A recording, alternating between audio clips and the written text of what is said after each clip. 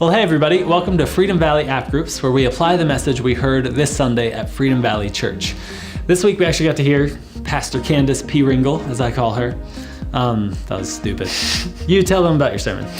Yeah, we're in a You Asked For It series, and I was talking about sexuality because you asked for it. Really, by the end of the sermon, I had hoped that you would ask yourself a few questions, that you would go home and do a little research yourself and figure out a few things. So the first question is, how did Jesus show love to people who were different, those outcasts of society or people no one else loved? How did Jesus love them? And it was like a constant of his ministry. There was no point in Jesus' ministry where he wasn't talking about outcasts or doing something. So, for instance, there's this one story where Jesus decides he's going to hang out at a well while his disciples go and do some stuff. So he's all by himself at this place where people will come to get water. And so it's sort of like a cultural hub where people go. And it's a weird time of day, so just one woman comes, a Samaritan woman, which the time it was sort of a racist culture, and Samaritans they weren't the good one. So Samaritan woman came out, and she came to get some water, and they started talking. And soon it came that Jesus knew that she had not been very moral in marriages. She was living with like the fifth guy, and especially at that time, that was crazy wrong. And the whole time, he wasn't mean to her. He wasn't unkind. He didn't yell at her about anything. He just said, I know what you've been doing, and I just want to tell you, you don't need to. And he was very clear and loving and honest with her, but still wasn't flinching at all about the truth. And she ended up going back to her village and telling everyone, this guy told me everything I ever did, and wanted to preach Jesus because of how he treated her. She became a witness after just one conversation. And I don't know if any of us are going to be as good as Jesus, but I hope to be a little like that. One conversation should bring them closer to Jesus, not farther. Yeah. Another example of Jesus' love is there's this woman that was caught in adultery. And at that time, the law said you could stone her, literally kill her for doing that. And so the whole town gets together and drags this woman through the streets. A law that God made, by the way. Yeah. And puts her like in the town square. You picture this with this mob around her. And they're saying, stone her. And the critics of Jesus wanted to kind of trap him.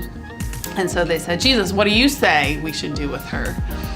And he bends down in the dirt and takes a minute. He starts writing in the sand. It doesn't say what he wrote. Doesn't say. I always want to know what Jesus was writing in the dirt. So bad. But when he stands up, he says, "Let the one without sin cast the first stone," and that shuts them all up. Mm-hmm. And they just dissipate. They retreat back to their shadows or something. And he's left with this woman and says, "Go and sin no more." Yeah. So he's truthful about what she did, but he's also super loving and saying, "Look, none of us are without sin," except he was.